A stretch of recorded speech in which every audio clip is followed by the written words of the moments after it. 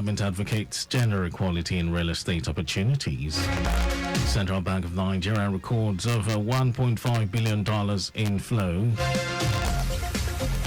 And the foreign United States president condemns detention of American journalists in Russia. And in sports, Super Falcons goalkeeper Chiamaka Nnadozie eyes Olympics glory. And now the details. I am Mike James.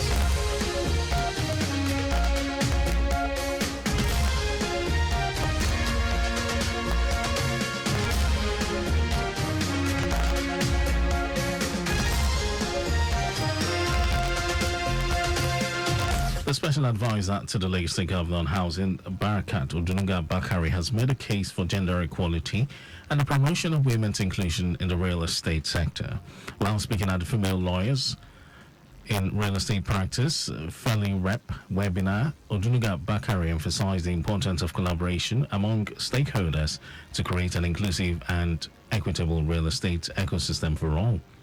She said the state government is determined to achieve a society where women are not just participants, but leaders in the real estate sector to help build a future where women thrive in the world of real estate and advocate for fair housing policies to promote female representation in leadership roles within the industry. Lagos State Domestic and Sexual Violence Agency, the SVA, has taken its sensitization campaign to Ifako-Ijai LCDA communities to propagate the non-relenting message for fight against sexual and gender-based violence (SGBV) in the state. The executive secretary of the agency, Titilola Viva Adeni, said the state will constantly reinforce the fight against SGBV in Lagos through continual awareness and education of residents. Also speaking, the representative of the HOD of the Community Engagement Department in the agency, Adeto Odumbo, listed different forms of SGBV and, most importantly, the need for members of the community development associations to report cases of SGBV as stakeholders and leaders in their different communities, noting that the fight against the menace is a collective one.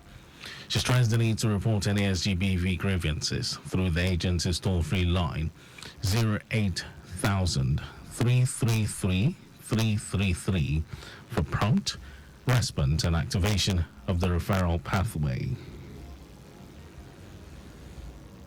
The holy month of Ramadan has been described as a time for worshipping Allah through fasting, listening to words of exaltation from the Holy Quran, and embodying the attributes of piety. These qualities and more were discussed at the Lagos Education District 4 19th Annual Ramadan Lecture with the theme Responsibilities of Stakeholders in Character Development, the Islamic Perspective. The Tutor General, Permanent Secretary of Education District 4, Olusegun Shinaike, while welcoming guests to the occasion, described the season as a period of purification and eliminating vices and negative behaviors, stressing that Ramadan is a time to care for the less privileged in the society. The guest speaker at the event, a lecturer at the Department of Religion and Peace Studies, Lagos State University, Siddiq Okolawo, while delivering a lecture on the responsibilities of stakeholders in character development, highlighted parents as major stakeholders in shaping a child's character. Okolawo emphasized their role in providing core values like independence, self-awareness, trust, patriotism, and empathy through leading by example at home.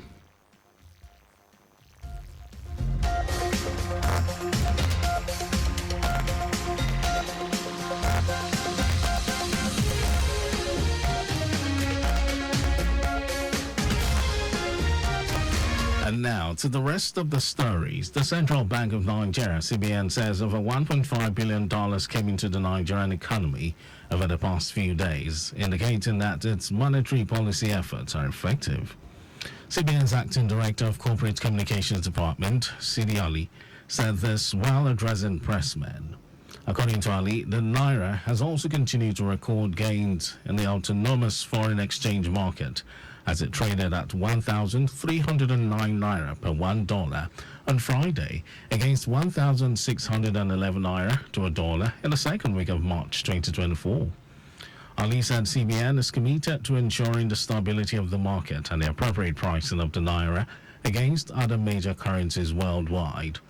At this spot, the CBN governor, Olayemi Kadoso, reiterated that the Apex Bank had cleared all verified foreign exchange backlog, underscoring the fact that liquidity would improve in the foreign exchange market.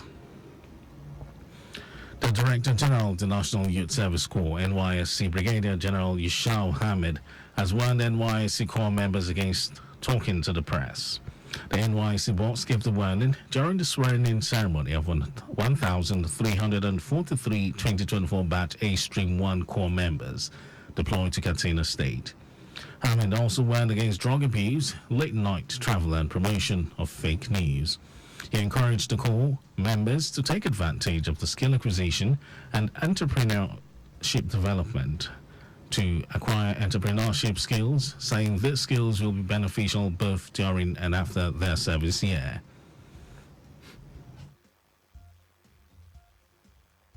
And over to foreign news, United States President Joe Biden has condemned the continued detention of American journalist Evan Gershkovich in Russia.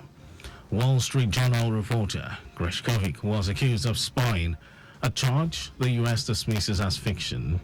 According to Biden, journalism is not a crime and even went to Russia to do his job as a reporter, risking his safety to shine the light of truth on Russia's brutal aggression against Ukraine.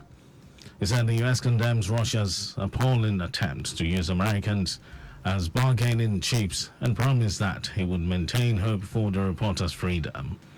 The 32-year-old journalist and the Wall Street Journal have consistently denied allegations that he was spying for the U.S. when he was arrested on March 29, 2023, while on assignment in the Urals city of Yekaterinburg.